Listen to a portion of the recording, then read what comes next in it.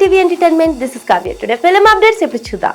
అతన్ని వదిలించుకుని బతికిపోయాను, లేకుంటే నా జీవితం మరో సావిత్రిలా అయ్యేది.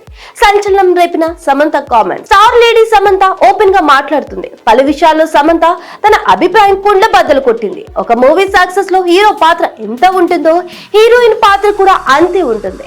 అలాంటప్పుడు హీరో హీరోయిన్ రెమ్యునరేషన్ మధ్య అంత వ్యత్యాసం ఎందుకు ఉంటుందని ఆమె ప్రశ్నించారు. కెరీర్ లో ఎదుగుతున్న క్రమంలో సమంత ఇలాంటి కామెంట్స్ చేయడం హాట్ టాపిక్ అయింది. కారణం, అలాంటి కామెంట్స్ ఆమె కెరీర్ ని దెబ్బతీయవచ్చు. స్టార్స్ నొచ్చుకుని అనధికారికంగా బ్యాన్ చేస్తే కెరీర్ ముగిసినట్లే.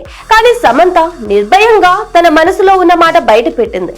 అలాగే సమంత ఓ సందర్భంలో ఆమె లవ్ స్టోరీని ఉద్దేశించి ఆసక్తికర కామెంట్స్ చేసింది. సమంత మాట్లాడుతూ, సావిత్రి జీవితం నాకు పెద్దగా తెలియదు. మహానటి మూవీ షూటింగ్ సమయంలో సావిత్రికి సంబంధించిన చాలా విషయాలు నాకు తెలిసొచ్చాయి. సావిత్రి మాదిరి నేను కూడా ప్రేమలో మోసపోయేదాన్ని. కొంచెంలో తప్పుకున్నాను, లేదంటే నా జీవితం మరో సావిత్రిలా అయ్యేది అన్నారు. సావిత్రి జెమినీ గణేష్ ని ప్రేమించి పెళ్లి చేసుకుంటే ఆయన మరొక మహిళతో సంబంధం పెట్టుకున్నాడు. అది తెలిసిన సావిత్రి మానసిక క్షోభకు గురైంది. చివరి రోజులు జీవోత్సవంలా బతికింది. అతన్ని వదిలించుకోకపోతే నా జీవితం కూడా దుర్బంధం అయ్యేదని సమంత అన్నారు. ఈ వాక్యాలు హీరో సిద్ధార్థ్ ని ఉద్దేశించి ఆమె చేశారనే వాదన ఉంది. సమంత సిద్ధార్థ్ కలిసి జబర్దస్త్ అనే మూవీ చేశారు. 2013లో విడుదలైన ఈ చిత్రానికి నందిని రెడ్డి డైరెక్టర్.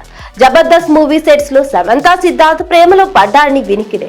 అయితే సిద్ధార్థ్ మంచివాడు కాదు, అతనికి దూరంగా ఉండమని సమంతను సన్నిహితులు హెచ్చరించారట. కొన్నాళ్లకు సిద్ధార్థ్ క్యారెక్టర్ అర్థం చేసుకున్న సమంత బ్రేకప్ చెప్పిందని టాలీవుడ్ టాక్. ఇక 2017లో సమంత హీరో నాగ చైతన్యను వివాహం చేసుకుంది.